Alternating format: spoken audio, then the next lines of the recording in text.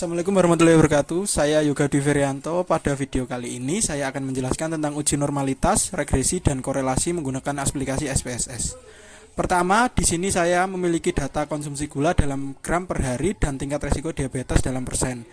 Sebelum kita inputkan ke dalam SPSS, kita tentukan terlebih dahulu mana variabel X atau independen dan mana variabel Y atau dependen. Dari data ini, yang merupakan variabel X adalah jumlah konsumsi gula karena dianggap sebagai faktor yang mempengaruhi. Sementara tingkat resiko diabetes ditetapkan sebagai variabel Y karena merupakan hasil yang dipengaruhi oleh jumlah konsumsi gula.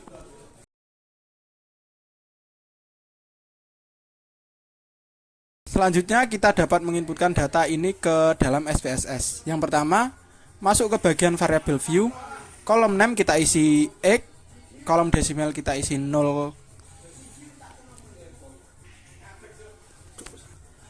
dan labelnya kita isi gram gula per hari. Lalu kita isikan juga untuk variabel Y dengan jumlah yang sama.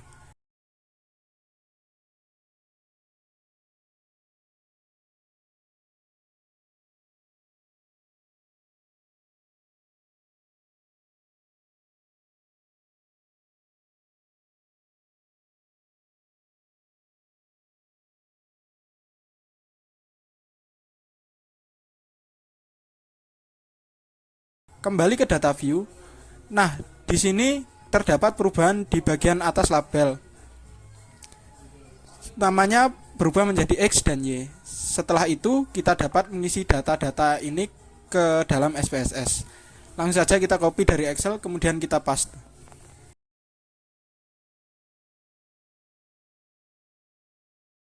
Hal pertama yang akan kita lakukan adalah melakukan uji normalitas. Dengan langkah yang pertama yaitu kita klik tab Analyze, pilih Regression, kemudian Linear. Setelah muncul seperti ini, kita dapat memisahkan antara variabel independen dan dependen, yang mana variabel X merupakan variabel independen dan variabel Y merupakan variabel dependen. Kemudian klik opsi Save di bagian Residual, centang Unstandardized.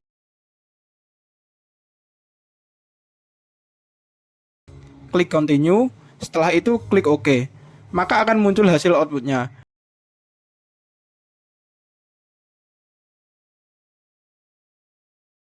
Kembali lagi ke data view, maka kita bisa lihat bahwa terdapat penambahan satu kolom res_1 yang merupakan kolom residu. Setelah itu klik Analyze, pilih Non-Parametric Test, kemudian Legacy Dialog, dan pilih One Sample KS. Setelah muncul seperti ini, pindah data Unstandardized Residual ke bagian Test Variable List. Pastikan bahwa bagian normal ini sudah tercentang.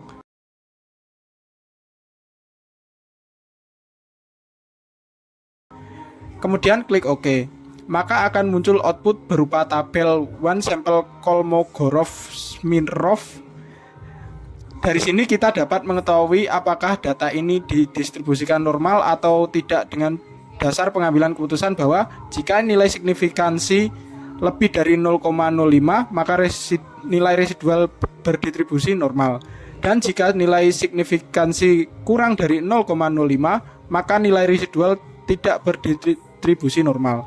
Nah, hasil dari tabel menunjukkan bahwa hasil signifikansi sebesar 0,200 yang artinya nilai residual dari data yang kita uji berdistribusi normal.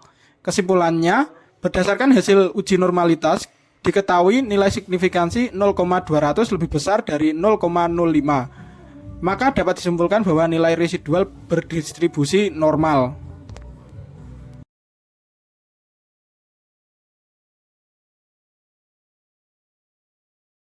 Berikutnya, kita akan analisis hasil output regresi. Yang pertama, tabel variabel entered atau removed. Tabel ini menunjukkan bahwa variabel independen yang dimasukkan dalam model regresi adalah gram gula per hari. Variabel dependen adalah dalam analisis ini adalah resiko diabetes. Metode yang digunakan adalah metode enter, yang berarti semua variabel yang diminta dimasukkan ke dalam model. Selanjutnya, model summary. Tabel ini memberikan ringkasan tentang model regresi secara keseluruhan. Hasil ini menunjukkan bahwa model regresi ini sangat baik dalam menjelaskan variasi resiko diabetes berdasarkan jumlah konsumsi gula. Selanjutnya ada ANOVA. Hasil dari tabel ANOVA memberikan informasi tentang signifikansi model regresi yang digunakan untuk menganalisis hubungan antara konsumsi gula dan resiko diabetes. Dengan nilai F yang sangat tinggi dan nilai signifikansi yang sangat rendah, dapat disimpulkan bahwa model regresi yang digunakan adalah sangat baik dalam menjelaskan hubungan antara jumlah konsumsi gula dan tingkat resiko diabetes. Selanjutnya, koefisien. Dari tabel ini kita bisa menyusun persamaan regresi linear sederhana yang menggambarkan hubungan antara variabel independen dan variabel dependen dengan rumus Y sama dengan A plus BX, di mana Y adalah variabel dependen yaitu resiko diabetes, A adalah konstanta intercept, B adalah koefisien regresi untuk variabel independen, dan X adalah variabel independen. Dari tabel ini diketahui bahwa konstanta A adalah 3688 dan koefisien untuk gram gula per hari atau B adalah 4779, sehingga Y sama dengan 30688 plus 4779X. Selanjutnya residual statistik. Tabel ini memberikan informasi tentang karakteristik residual dari model regresi yang diterapkan pada variabel dependen, yaitu resiko diabetes secara keseluruhan. Tabel ini menunjukkan bahwa model regresi memberikan prediksi yang cukup akurat dengan residual yang kecil dan terdistribusi normal.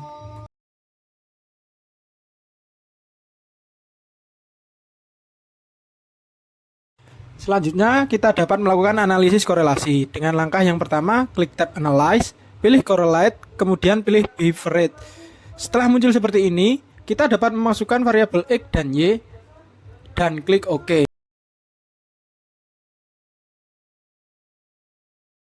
Sehingga hasilnya akan muncul tabel correlation. Berdasarkan interpretasi dari nilai koefisien korelasi, yaitu yang pertama, jika R sama dengan 0 atau mendekati 0, maka hubungan X dan Y sangat lemah atau tidak ada hubungan. 2. Jika R sama dengan plus 1 atau mendekati plus 1, maka hubungan X dan Y kuat dan mempunyai hubungan searah. 3. Jika R sama dengan min 1 atau mendekati min 1, maka hubungan X dan Y kuat dan mempunyai hubungan berlawanan. Dari tabel ini, nilai koefisien R sebesar 0,0966 mengindikasikan bahwa peningkatan konsumsi gula per hari berhubungan erat dengan peningkatan risiko diabetes. Nilai signifikansi sebesar 0,000 menunjukkan bahwa hasil ini sangat signifikan pada tingkat kepercayaan 99%, yang berarti hampir tidak ada kemungkinan hasil ini terjadi karena kebetulan.